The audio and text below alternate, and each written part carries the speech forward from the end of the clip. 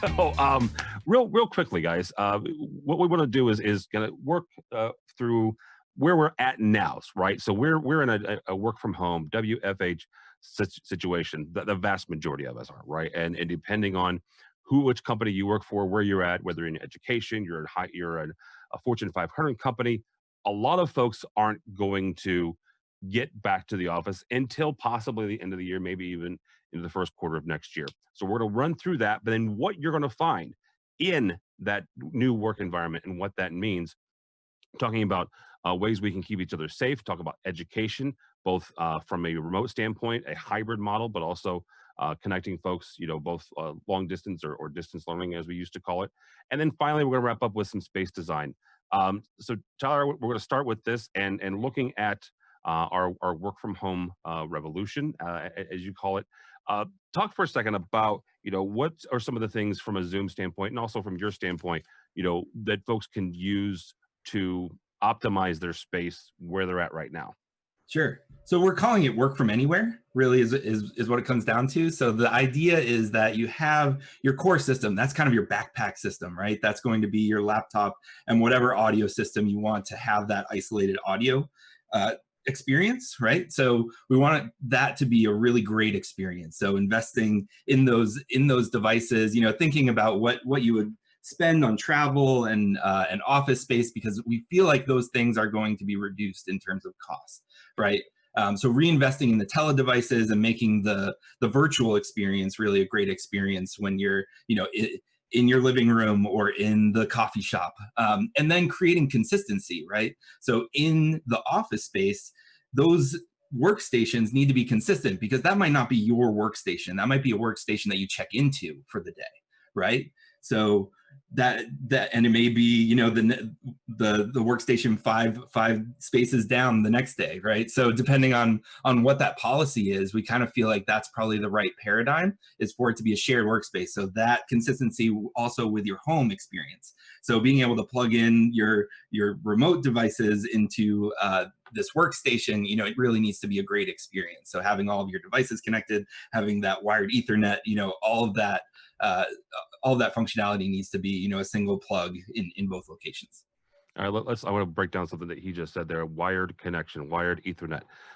For those of you who are still sitting at your kitchen table and using your Wi-Fi while your kids are playing Xbox or Fortnite or whatever, then that's fine, that's lovely. Get yourself a wired connection, please. Go to, where your internet comes into your house. Take an Ethernet cable, a Cat 5 or Cat 6, and plug it straight into your laptop. It will do wonders for your system. So I'm going to talk about a little bit for a second about where we can benefit from just some basic upgrades, right? First is proper lighting. Ty and I are both relatively lit. I am cheating because I'm sitting in my studio. So I have what's technically a 4-point lighting system, right? And really quickly, if you want to learn more about 3-point lighting and 4-point lighting, just Google it. There are a number of guidelines to help you get a system. But really what you're talking about is a key light, a fill light, and a backlight. And me, especially if you're using a green screen, Ty is using the virtual background from Zoom. I'm actually using a green screen. So if you're using a green screen, light that screen. And what that does is that actually helps separate you from the green screen, right? It makes it a little bit more natural. It eliminates some of that green halo that happens all the time. So get yourself a good lighting system. Next up is a microphone, and make sure that you have a good quality microphone. The one I have here is a good studio microphone. It's one that we used to use in radio stations. There are a number of different really good ones, but make sure that it has enough power, enough dynamic range to pick up your voice. Obviously, the camera is also incredibly important, and then background. I mentioned the fact that Ty is using a virtual background. Zoom's made really good leaps in those and giving them the processing power. When you do go and you want to start using the virtual background, make sure that your computer is fast enough. It has enough power. There are limitations depending on what processor that your computer is using. Ty, I believe it's an i7 is the minimum on that. Is that right? I believe so, yep. Yeah, so an i7 minimum, regardless of whether it's Mac or PC, make sure that that's the right processor. And the final one is what we call sight lines. These are the things that if you're not using a background, the things that are behind you, people can see. So if you don't want them to see them, take them out of the picture, right? So it's pretty simple. So yeah, we're going to get back to the workplace in general, hopefully. Yes, prayerfully, eventually. We'll get back into space. And this means regardless of whether we're talking about um, hoteling, and we'll get to that, what that means in a second, and repurposing some existing spaces, or you're going to go back to the office every single day, Monday through Friday, 9 to 5. It's entirely up to you and your workplace. But we're going to talk about what that looks like and the ways to keep folks safe. So Ty, talk for a second about keeping folks socially distanced while we're still getting back to work. Sure. So this visual is kind of cool, showing the existing layout of your workforce, right? And where can we transition it, right? So it comes down to policy, right? So the layout of your workspace really needs to be modified so that it really comes down to geometry, right? So making sure that you're not facing people face to face, you're putting up dividers between workstations. You know, movement through the office as well. So signage to show which direction to move. Maybe you have a cafeteria and you need signage to show, walk this direction on entry and this direction when you're exiting. So it's those kinds of things when it comes down to policy and developing the right policy to keep everybody as safe as possible. All right. Also talk for a second about the new conference room and how we're going to repurpose these spaces. Right. So this is definitely an interesting component of this, right? So a typical conference room, 4 to 6 people, that's going to be, a 2 to 3 person conference room now, right? So the technology is still there, and it's capable of capturing a 4 to 6 person room, but the seats are going to need to be removed, right? There needs to be some sort of policy in place for cleaning touch screens, and it really comes down to policy and what's going to be safest for the employees. So removing people from the conference room and making there a limitation within that space is going to be really, really important. And we're also partnering with a company called Density. They do devices that actually do people counting. And then with our digital signage, you can actually integrate that data back into digital signage, which can show capacity restrictions, right? So maybe you have a 3-person capacity restriction, 2 people walk in and you're at 66% capacity, right? So it's those kinds of things that are going to be really important as we get back to the office. And leveraging the digital signage aspect to kind of retrain and re-educate your employees of what's acceptable now, right? You mentioned the fact that taking those physical seats out of the conference rooms, let's say the conference room was a 6-person conference room or an 8-1, physically taking those seats out of the room is the first step. The second step is just reinforcing that, right? And digital signage is a great way to do that. The other way is actively utilizing some of these technologies that let you know exactly how many folks are in a space, and again, calmly and nicely, but still reinforcing the fact that, hey guys, we're trying to keep folks safe here.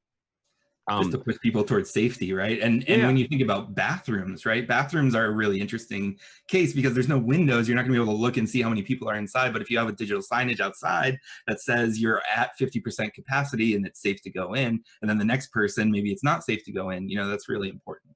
Absolutely. So this one, I'm kind of poking fun at some technology and terminology that we in the AV space have used for about 4 or 5 years now, and that's the huddle space. It was the latest, greatest thing. It was the wonderful thing. It was you take these nice small rooms, you put some technology in there, and you were able to let people kind of collaborate. 2, 3 folks, great. You can connect from the far end. That's fantastic. That is not what we're talking about. We're talking about taking those spaces and repurposing them, because obviously right now you're not able to safely social distance in a current huddle space, at least the way that we've done it in the past. So what we're going to talk about is honestly hoteling, and what that means is there's going to be a certain percentage of your population of your employees that are not going to come back full time. They will come back periodically. They will have to have some place where they can take and put their laptop and work for the day or work for the week. That's kind of what we're looking at with some of these repurposing of the huddle spaces, is repurposing them into a hotel. So like, the employee comes in for the day, they need a place to put their belongings and their connectivity, and they can answer the phone there, they can hook up their laptop, but also they can still leverage the technology that was in there, because the vast majority of huddle spaces still had some sort of video conferencing technology, whether it was a soft codec like Zoom or it was more of a hard codec system. They still had the ability to talk to folks remotely. Still keep that in there, right? Let them connect with folks and let them connect with the rest of their team, whether they're physically in that building or they're across the country. All right, these are some of the really cool things, and this is all based on Ty's really great article. So we'll walk through some of these systems, and I'm going to ask you some questions. But first and foremost, this one is really unique to me. Not only is it a virtual always-on service desk, right? So you've got a receptionist, you've got somebody there at the front desk. Doors are locked; they can safely talk with the person coming up. But you can also add the person that they're looking for. Right, exactly. So, you walk in and you're ready to meet Dave, and he's at his desk, right? So you talk to the receptionist. The receptionist is right there virtually. And then the receptionist can say, okay, let me call Dave and get him in on the call. And then, you converse with Dave and Dave will say, I'll be right down, right? So it kind of has this value add of this additional concierge service, right? And it's not just virtual reception, right? It's the IT help desk. It's, restaurant order taking, like things like that you can really think outside of the box with these always on systems to really just create some distance physically between people. Well, not only that, but also in the same building. Right, exactly. So this is really an always on system, either between floors or between offices, where people can just talk to each other by walking up. A great first entry into this kind of format is the water cooler.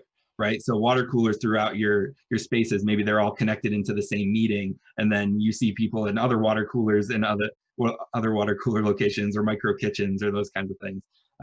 So it creates a sense of culture without really needing to physically talk to people face to face, right? So it's about reducing foot traffic, and it's about reducing that face to face contact. Well, it also allows you to bring your employees into the conversation and get buy-in as you're having these conversations, and you're talking about what it means to be safe in the new workplace. They're able to have buy-in and have input. This makes sense to us. This doesn't. This is a room that absolutely should be always on, right? Right, exactly. Alrighty. Now we're getting into some of my old stomping ground of education. Talk for a second about how we're able to bring some of these systems, these whiteboarding systems and collaboration systems, into a system like Zoom for distance learning and for educators. Sure. So we're really going to be talking about Zoom Rooms. That's kind of my specialty, and the way that Zoom Rooms works is that basically you're running the software on a dedicated compute, and then you can connect in all the peripherals, and all the controls get broken out to a touch interface, right? So it's essentially the same as the desktop experience, but all the controls are broken out into a touch experience. So here we're showing, different augmentation that you can do with Zoom Rooms. So and this can be done with the meetings platform as well, right? So you can actually share a webcam, so it doesn't have to be a document camera. It could be a webcam that's propped up, and then you can share it through the content channel. So how Tim is sharing this content from his computer screen, you can do the same thing from any webcam. And then the other two are a little bit more specific to Zoom Rooms, where we can do digital whiteboarding. So we can pair a whiteboard, so a device that's a touch screen that's running a Windows computer. You can basically use that as a paired whiteboard for digital annotation. And then Captivo is another company that we like that does dry erase capture.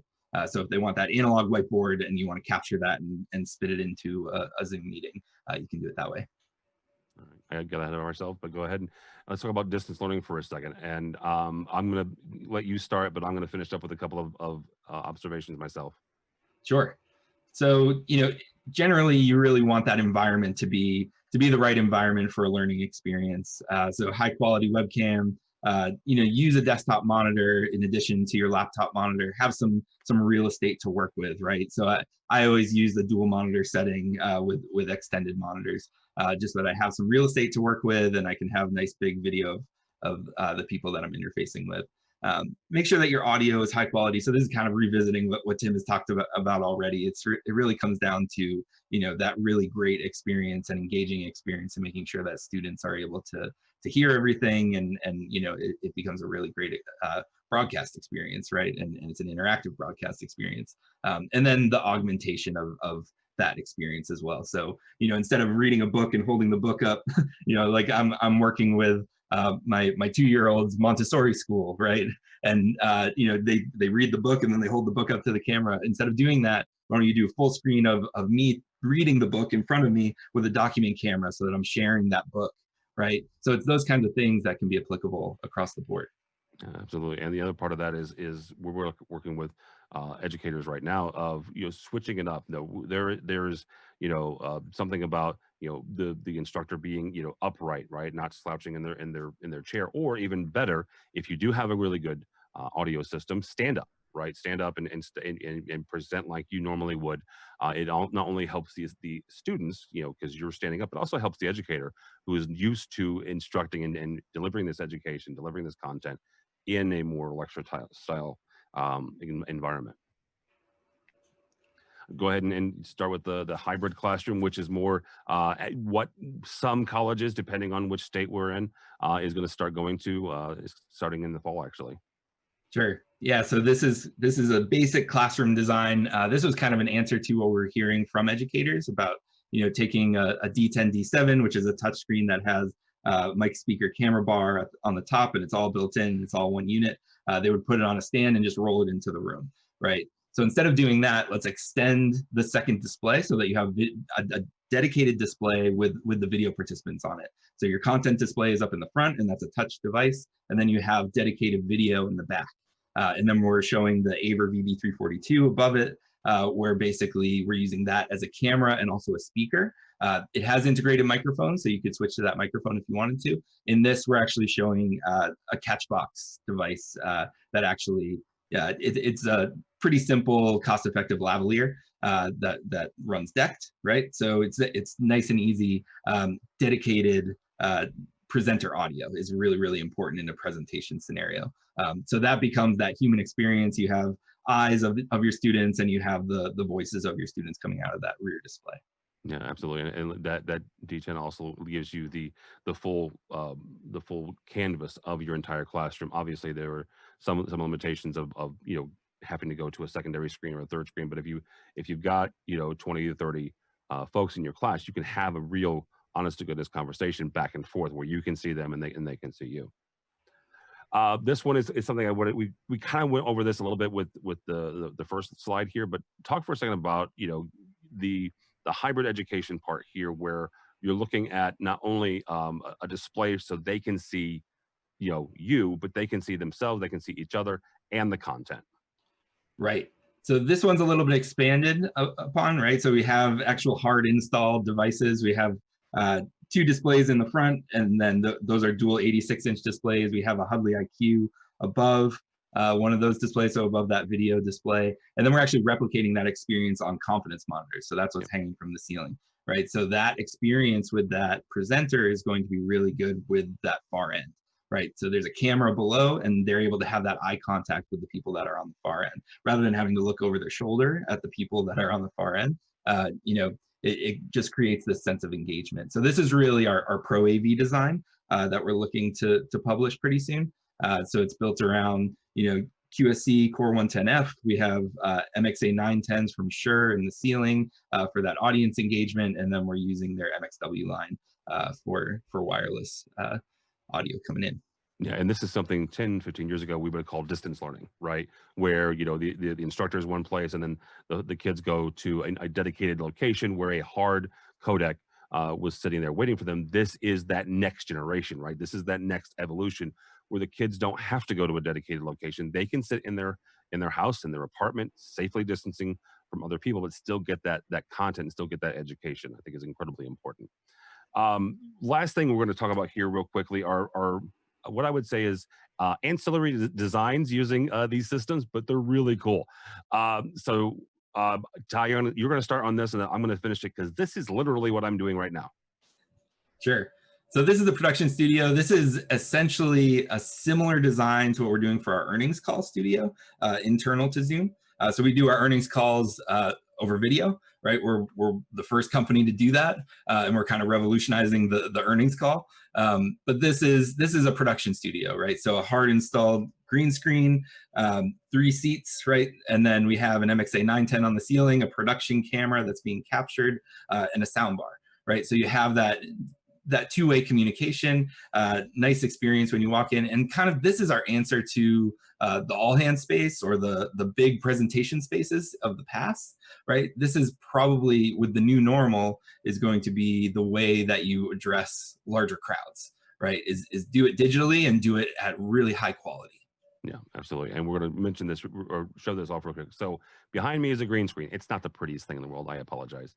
But it is green. So let's start there. So here's what you're going to do. You're going to go find yourself a green screen. I have friends that do education for their companies. They've even gone to Michael's and gotten, like, one by one little cardboard cutouts that are various shades of green.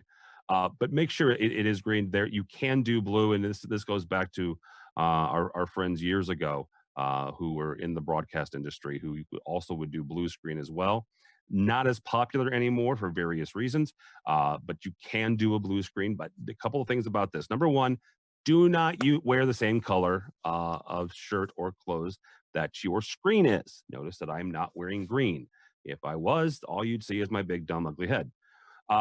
That's a simple thing though, right? And Ty is right about this. You make sure that you've got a good quality camera, a good quality microphone like they've got in the system there. And it actually goes back to, and this is one of the things that is kind of a thread throughout this entire presentation that I want you guys to get on.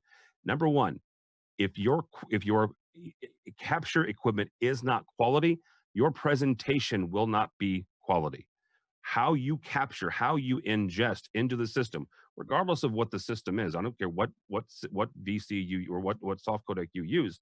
You have to have a good quality microphone, or they're not going to hear well. You have to have a good quality camera, or they're not going to see you well. And the ancillary devices like the document cameras that Ty talked about, if they're not quality, then what you're showing is not going to be seen well, right? So making sure that you're ingesting properly and you're ingesting with quality equipment, right? And then the lighting is also important, especially when in a green screen scenario. We already talked about that, but make sure that you have a good 3-point lighting system. And if you are using a green screen, make sure you light the background, right? So finally, as we kind of wrap up here, make sure that you've got a couple of things. Number one, I'm a big fan of PTZ cameras because you're able to not only follow along, there are a number of cameras that you can wear kind of an RFID device, and you can walk back and forth in front of your camera. Again, goes back to the lecturing situation where an educator would walk and stand up in front of a camera. They can walk back and forth. You can pace all day long, and these cameras can have the ability to pick you up. It follows along with the RFID wherever it is on your body. Number one, also make sure that it's a quality. We already talked about that, HD and 4K. Microphones, it's entirely up to you what you're using. Okay. Lavaliers are small lapel mics, depending on which one you call it. They're small. You attach them to the your clothes. A boom mic, you typically wouldn't see. It typically would hang above your head. Most of the time, those are shotgun mics. I'm using a studio mic. Also, something you can also invest in is what's called an IFB. It is a little earpiece right here. It's so that you don't have feedback in some of the systems. Ty mentioned having a video monitor. He uses a secondary monitor system, so where you extend the desktop, you can also see your first people on the far end, your content, whatever is you want. And if you would like to get into really deep, you can do a teleprompter. Teleprompters are like one step beyond, but it does allow you to not stumble and have your actual script in front of you. It's entirely up to you. Finally here, broadcast versus interactive presentations. What we're doing now is Ty and I are broadcasting. We can't see you guys. We can't hear you guys. We can't, I'm not at least monitoring any chat. Ty may. But that's just a broadcast, right? That's one to many. Interactive, though, is kind of where the next iteration is going for these presentations, because most of us have been locked down for 2 to 3 months. We've done plenty of these, and we've done plenty where we're sitting back, drinking our coffee and watching the person on the screen. However, there's no two-way communication. And creating a system where there's a chat, creating a system where there's instantaneous feedback is going to become more and more important. Because as I'm sitting here and I'm watching the smart person on the screen, I might have a question, or I might have a comment, or they might say something that, you know what, dude, I don't need 3-point lighting system. I'm fine with my one overhead, halogen light. And then, we can have that conversation. But I think that's going to become more and more important as we move along. So that is our presentation. Ty, thank you so very much. Thank you, Tim. It's great.